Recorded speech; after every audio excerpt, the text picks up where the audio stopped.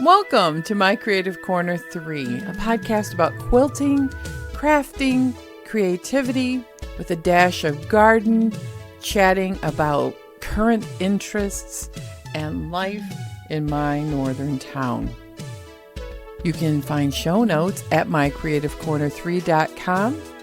You can also find all of my social media, how to purchase a virtual cup of coffee, and all events on the website.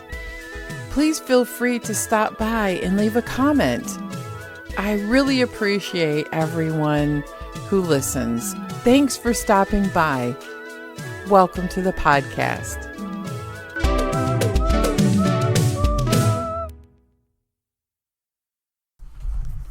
Welcome, everyone. It's been a while. Wow, has life been strange and unusual since I saw you last here on the podcast and chatted. The last time I talked to you, we were in the end of March. The weather had warmed up. There was a breath of a little bit of spring in the air, but then it snowed and warmed up, and by golly, we sure hit 200 inches of snow this winter. But at the very end of March and into April, for the first whole week, we had the most massive ice storm I've ever seen. We got probably between 1.5 inches and 2 inches of ice in the county which I live in. Now you have to understand, the tip of the mitt all got ice, all the way across from Alpena, all the way across to Charlevoix, maybe a little bit further south, maybe Oscoda, all the way up to the Mackinac Bridge, and the bridge iced over. We lost everything when it comes to power, internet, and most people had nothing. It was terrible. It was like a survival. I live in the city limits, and so I had water and I had a very tiny amount of cell phone. The towers for the cell phones iced over and broke. TV stations, radio stations, they all had their broadcasting capabilities and towers broken. They had to rebuild the substations and the infrastructure for electricity. We didn't have internet for about a week, and I didn't have power in my home for about 5 days. It dropped down into the teens one night. We stayed in the house the first several days with, it dropping from the 60s to the 50s. We had lots of clothes on, candles. I actually have a gas stove. I was able to cook. I had water, no heat, and I didn't have a generator. When it dropped in the 40s in the house, I did go find a relative who had a generator. We stayed there a couple days, and then we had intermittent power after that. I had to take a whole week off of work and use my PTO. Good thing I had banked some extra. But it really set me into a tailspin. It was awful. I really feel for people who have lived through hurricanes and widespread power outage. I always have. The heat is terrible to deal with, but when it gets so cold, it was very cold, and it didn't warm up into the 40s for over a week. So they sent the National Guard. They had linemen came from all over the United States and Canada to help rebuild the grid. We got back on. Work was intermittent, and then I had a week back, and then I went on vacation. I wasn't going to go because it felt like the wrong time, but at the same time, it was like everything is non-refundable. This was the epic spring break trip where my children took time off and met us at a condominium with their families. So we went to Gatlinburg in the Great Smoky Mountains. It was the most wonderful trip. It was a surprise for everybody because my husband got a bonus for 25 years of safe driving, and we bought the condos. Now, when we got there, the condo wasn't what we were expecting. I was expecting us all to be in one adjoining condo, but it turned out that each of us had our own unit, and my daughter and her family had to be in a different building. But it turned out for the best. We spent lots of time together, hiking in the mountains and taking nature rides, and we went to an escape room and shopped and did moonshine tasting. And you want to see all the things we did and how beautiful it was. You can check out my Instagram or Facebook page. We saw a bear. Yes, a bear visited the parking lot too, and my husband saw it. I did not. And he also touched the car that my son and his girlfriend were driving. Oh, I hope that her car didn't sustain too much bear paw damage. But Gatlinburg is a great place to go. It's got lots of things for people to do of all ages. And we even wound up, after the moonshine tasting, the adults went, and we wound up at karaoke, and my son was able to sing. He loves karaoke.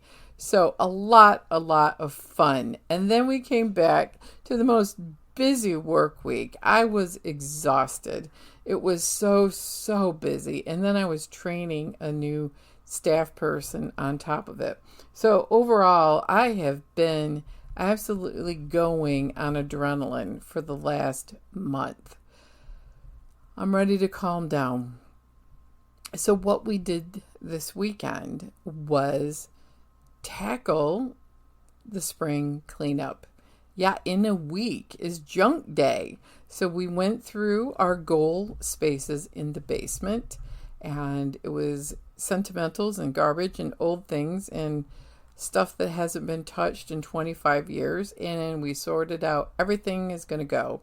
I got a handful of things that I want to keep, some things that we were going to keep for our kids, and I will consolidate old childhood things from their stuff, as well as consolidating what we have, because the whole goal is to clean out the basement, clean out the closets. I'll do a little bit more on that this week before the final junk day is Friday this year. And then we're going to continue to keep thinning out our rooms and closets down to a manageable amount of stuff. And then we will empty the storage unit we have because it's gotten expensive and we don't really need it. So it's been great. We got a lot done. It wasn't as hard as what I thought it was going to be. I did shed a few tears as I found some baby clothes from my kids and a few sentimental things, but I kept what was important, and the rest of it went to the staging area where my husband will take it to the road. So we're going to really making a massive amount of progress in thinning out all the extra things in the house on the Swedish death cleaning. And the whole point of it is that you don't do it in one day. It is a process. What does that Swedish death cleaning mean? Well, there's a whole book by it written by an elderly woman in Sweden, and I think it's a lovely thought. She was retired and in her senior years and going through her house and getting rid of things that were sentimental, but maybe other people would like, donate, sort out things, give things to her family that they wanted, and kept the few items that she really loved.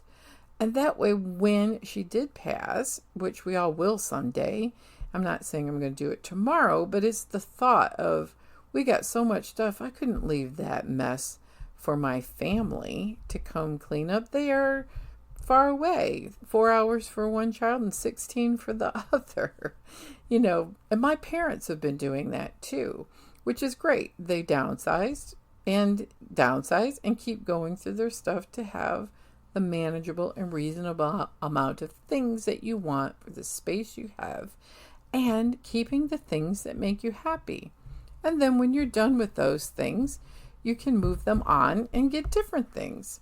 So it's not a sad or depressing thing, it's a necessary thing. I still have closets that I'm going to keep working on, and cupboards, and decorations for different holidays. And over time, they've some of them have just rotted and not kept their shape or tarnished. So it's okay. And I'm getting to that point where I'm going to keep just a few things that I love for mementos, and I'm trying to consolidate the things that my son would like me to keep. My daughter has taken most of the things that she wants, and I just have a few more boxes at a time, and I'm going to keep doing it. And that's my goal for May, is what I'm going to call that Diane Schiffer on my Chubby Vintage Nana on Instagram. She calls them tiny tidies. And that's how I'm going to really approach it. Just tiny tidies, a little bit every day, a few times a week, and, 15 to 30 minutes added up on everything, including quilts and sorting. And the next thing you know, you're down to a reasonable amount. So I feel really, really great about it.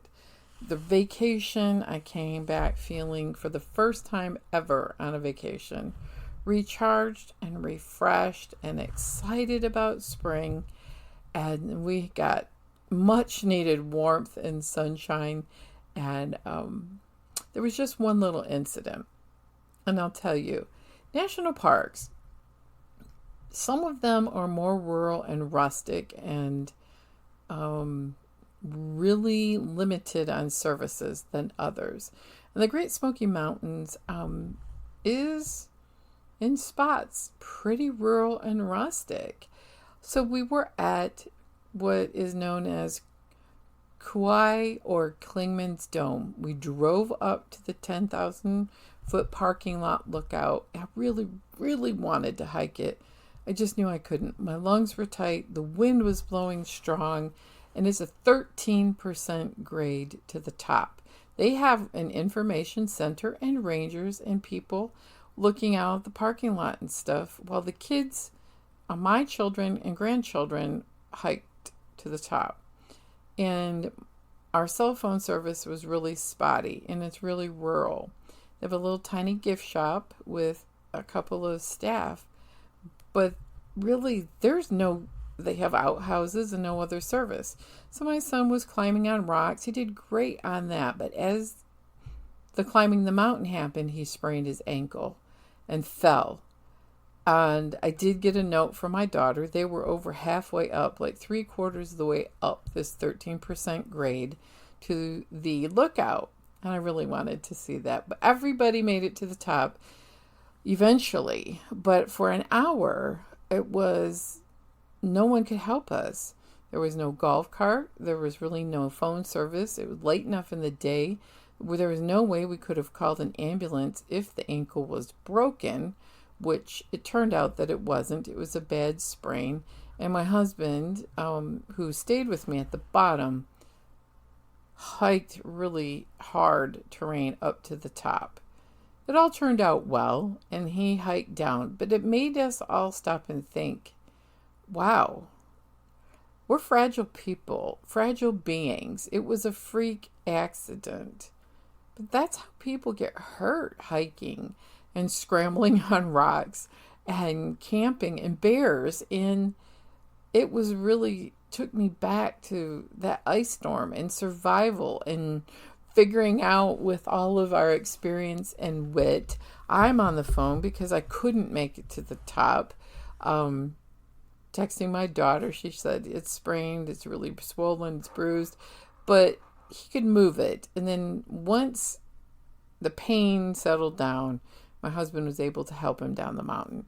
But that was a scary experience. So if you're going to go to national parks and you're older, like a senior citizen like me, know your limits, because even young people get hurt.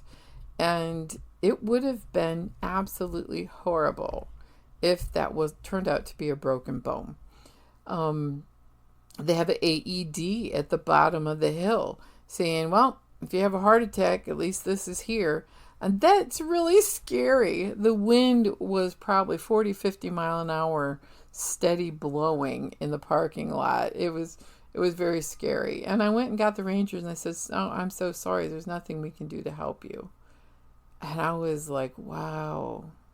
So if you go places, read the signs, do your research. When we went to the desert and Arches, there's places that you can go that have trails that you can get lost in these, it was little tiny paths in the mountains, and it was like a pipe organ when you looked at it, but they had signs: heat kills, take water, be prepared. And be prepared. There was a sign of someone who got lost last year and they never found him. My son also went hiking on another trip a few years ago in Acadia, and he said the sign said it was so many hours and a moderate hike. But he said we were not prepared for how hard the hike was, how long the hike was, what the altitude was. He goes, so these are things that you live and learn. I would take walking sticks and water and backpacks, even on a half-mile hike going up to an observation tower with 1 million people on the road. There were lots of people there. People did offer help and water and all of the moral support, but the bottom line was you had to do it yourself. I was a little scared, but I just really centered myself, calmed myself, did a lot of spiritual praying, digging deep, and it turned out well.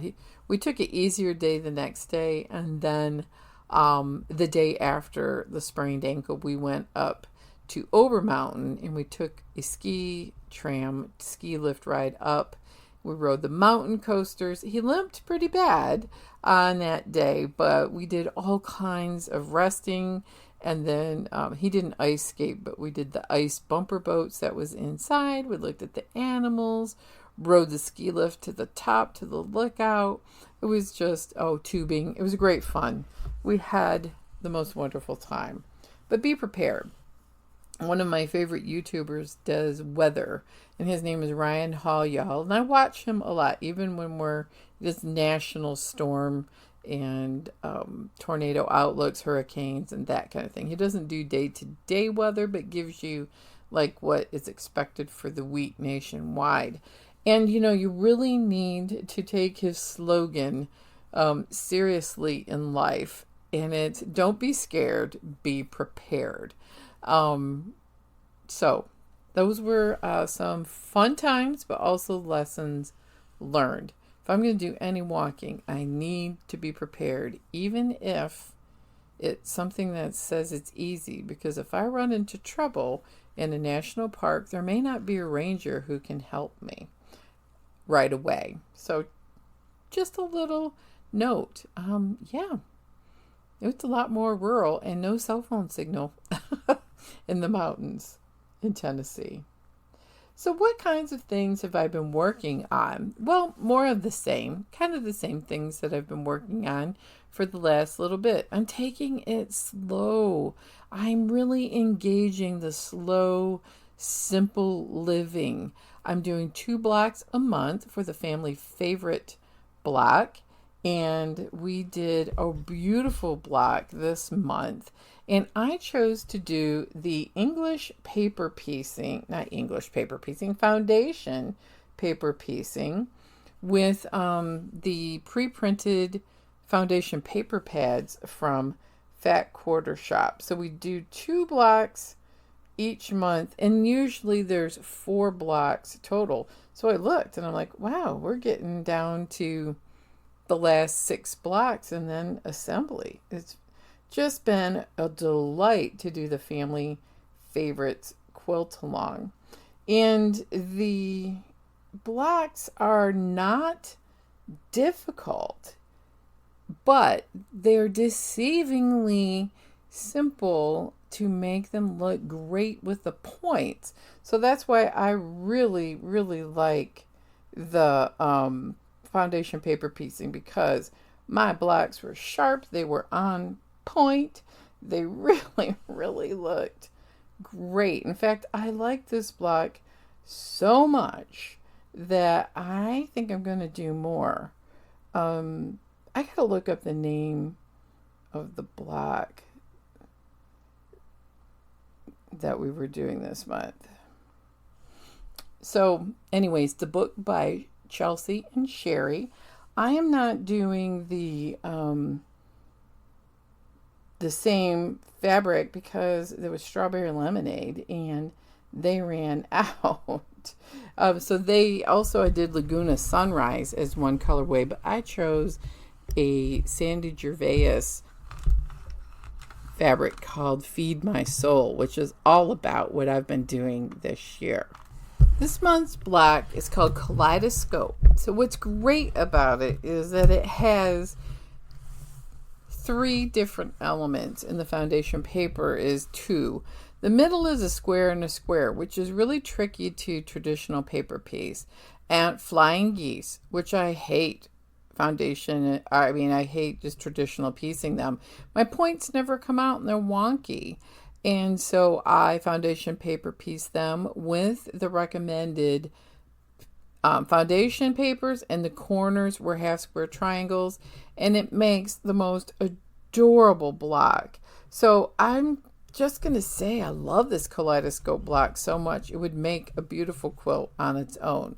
And what we're making is the Brightly sampler. So I have sewn a couple of blocks for the So Happy Lori Holt quilt that I'm doing, and I have not made any progress on that. It's a little more challenging than I thought, but I'm going to do it with the help of the Lori Holt Club at Compass Star Quilt Shop, my local quilt shop. I'm also going to cross stitch along the Stardust Make-A-Wish pattern for Fat Quarter Shop. Now, this is something, there is a quilt pattern that is called Stardust and a cross stitch. I have been really enjoying handwork in the evening. I've been really tired, and it's just really zen to me right now. Quilting, you go through phases, and I'm not in a highly productive sewing and piecing phase. Just a couple blocks here and there, and I'm really happy.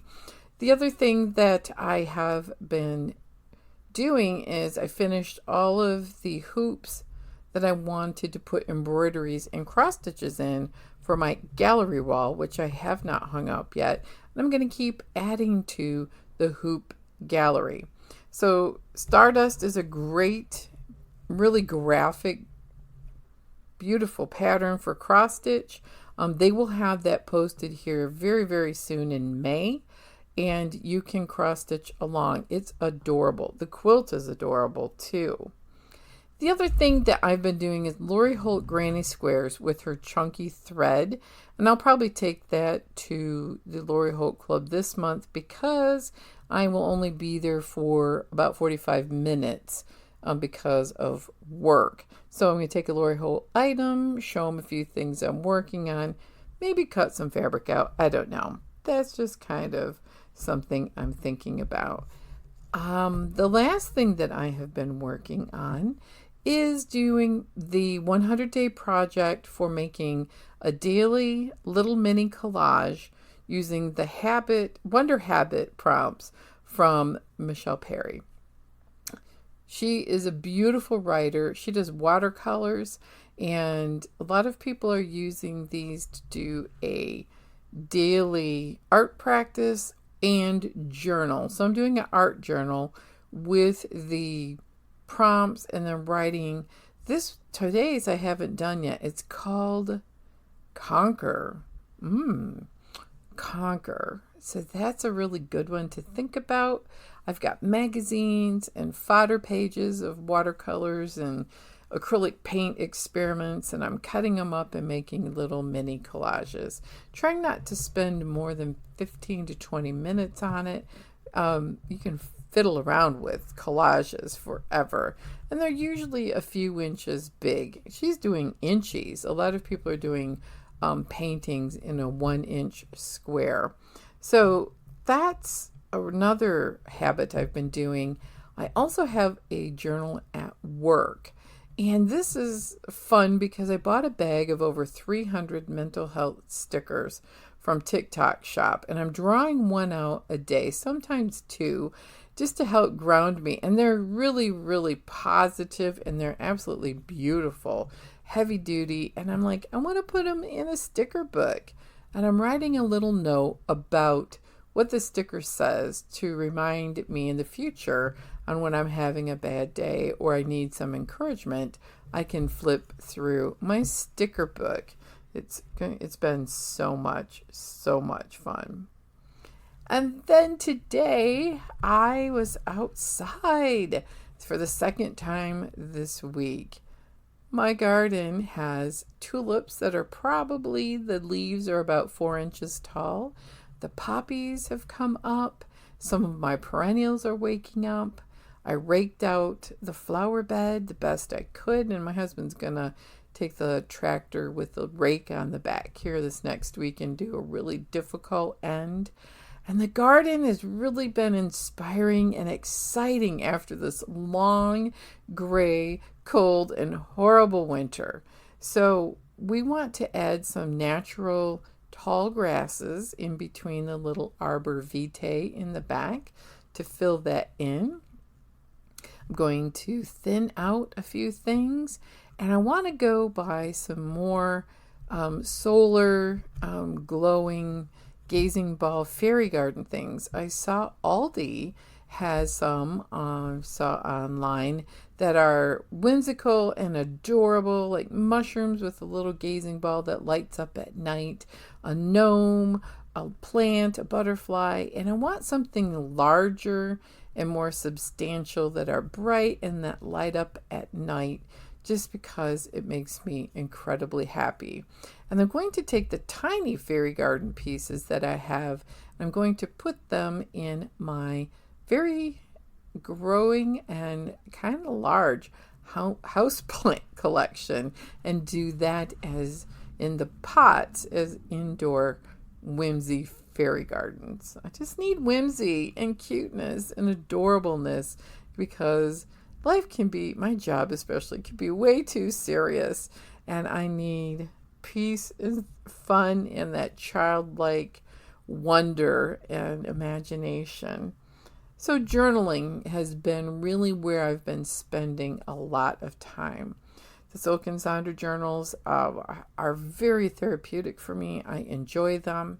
Been doing the daily rituals where they do like a less than 10-minute morning prompt for journaling that talks about the month's theme. So April's theme is simplicity. No, April's theme is authenticity. So it's been awesome, because somewhere along the line, when you get to your 50s, and then I had long COVID, I kind of lost myself. And who am I, and what is my authentic self? I think I have found that person again, and I feel healthier. I feel more myself than I have since I got sick with long COVID. And then May is called Simplicity, and it's really embracing the slow, simple life. And what does simplicity mean to me? And that's what it means, is declutter. Get rid of all the excess stuff. Give up perfection and productivity and cramming every moment of my day, and just looking at all the beauty that I have, all the beautiful things I have in my little house, and all of the things that I am grateful for, because gratefulness has been what's getting me through the tough times. So that has been where my creativity has taken me over the last several months. 2025 has been a wild ride. Work has been amazingly busy. People have been in a tailspin. I got put in a tailspin with the ice storm, and then a couple of other little personal things that have happened that I would just kind of, I felt like it set me back a little bit. And then I got COVID again in February. So that's taken me to my spring goals. I want to really work on a budget because retirement, I'm hoping, is going to be in 3 years, maybe 4. So I want to look at the budget, knock out a bunch of financial goals, and start preparing myself to live even more simply. And all the things that in this budget, the things that we want to accomplish, things we want to do at the house, things we want to pay off, and maybe buy 1 or 2 things as our retirement gifts, like in the new space we have in the basement, like a 3D printer or a laser cutting machine. My husband wants to do some walking sticks and some other small woodworking projects. It'll be a perfect place that he would like to use. The lady before me used that. We call it the bomb shelter. It's not. She used it as her sewing space in that basement. No way. That's upstairs for me. But my husband would like the basement because those things can be away from the main part of the house. And 3D printing and laser cutting, we want to have a venting system and have it not happen in our living space because of the fumes it gives off. So budgeting. And then writing down those dreams and goals. I want to finish up those things that I've been working on. Finish up the quilt tops that have been languishing. Finish up my last customer quilt. I'm getting to the 3/4 mark. I would love to finish up all of my things. Hang up my hoops in my gallery wall. Make a few more pillows and use up the stash of all of my creative things. I don't have just a quilt stash. I have a tiny amount of crafting stuff, and I have a couple of skeins of yarn. But I would like to also streamline that room to where it doesn't feel quite as overcrowded. And once the closets are more reorganized, then I can move some of that stuff out of the sewing space and into more storage. I also want to have 2025 be the year of low buying or less buying and using up what I have and making sure that when I do buy, it's for a purpose.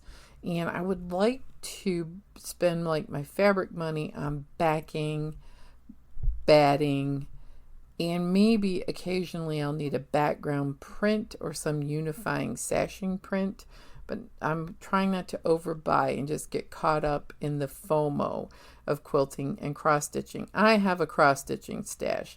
I want to use up the floss and use up the Aida cloth that I have and I love. I want to do more thrifting and just replacing pieces that I have, like when they break. Try thrifting first. Try buying 1 or 2 garments that maybe I can upcycle and make work for me. And the other thing is I want to spend more time now that the season has changed and it's warmer with outside gardening. We've got work from the ice storm. We took down the big branches and limbs. I mean, it was massive limbs and all of that, but we've got tiny sticks to do. We've got dangling branches that need to come down, a couple of trees that we can do ourselves, but a couple other trees we will need professional help in. And that's where the budgeting is going to come in. The other part of all of 2025 is I don't want to over plan and really kind of take each day and build in those moments for thinking, meditating, deep breathing, journaling, and way more time on health, healthy eating, cooking. I got my HelloFresh subscription back after it being off for about 5-6 weeks because of the ice storm and travel and stuff. Get my sugar doing a little bit better, and I've lost a few pounds, but I want to keep that going. So it's all about springtime, being fresh, making things, but wrapping up what I have, and for simplicity, decluttering all the excess stuff that I don't need in my life, that I don't need in my closets, that I don't need, and get them to people who could use it, where if it is so used up, it will need to be recycled or sent to the trash. Now, the beauty of junk day is when I put a lot of stuff out to the road, the pickers will come and people who need things will come and take your items that they want. So most of it does not go to the landfill.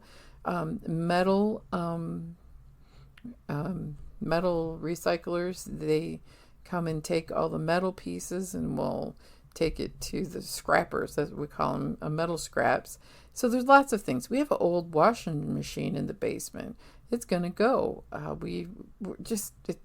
We're a team. My husband and I have finally had the right amount of energy synergistically coming together. And it's amazing how much faster you can get things done with two people. I'm also continuing to go to Quilt Guild, and I'm looking for other clubs and classes. I haven't seen anything since the resin pour class, but I keep looking online for different classes. The glass fusing artist, she hasn't had anything new or different that I want to take yet, but I'm going to keep my eyes peeled for new experiences or mini adventures. And this summer, I'm taking a week off, and we are loosely planning a little trip for several days, but we're also going to spend some days at home and just build in some of that time to recharge and enjoy the summer. I really hope that you enjoyed the podcast. I apologize, it's been a little bit, but life has thrown me several curveballs. And if you want to see more about vacation, check out my Instagram and Facebook. I appreciate those who join me on Substack, and thanks so much for those who have signed up as a paid subscriber. I haven't had any coffees bought in the last month, but I do appreciate when people buy me a virtual cup of coffee through Ko-fi, and just liking, sharing, and subscribing really helps the channel grow a lot as we continue to talk on the Facebook group of My Creative Corner 3 or online. Thanks everybody so much for listening, for commenting, for liking, and for your support. I hope you have a fabulous week. I know my next week is going to be much more manageable. I looked at the work schedule, and I'm going to keep decluttering and then start working on a little bit of simple, tiny tidies and spring cleaning. You know I'm going to the garden shop pretty soon. There's only one plant I'm looking for. Tell me if you found it. It's called the Firefly Petunias. They actually glow in the dark. I know they're hybrids. It's so wild. If I find them and try them, I'm going to tell you all about it. So have a fabulous week. Take time every day to be creative.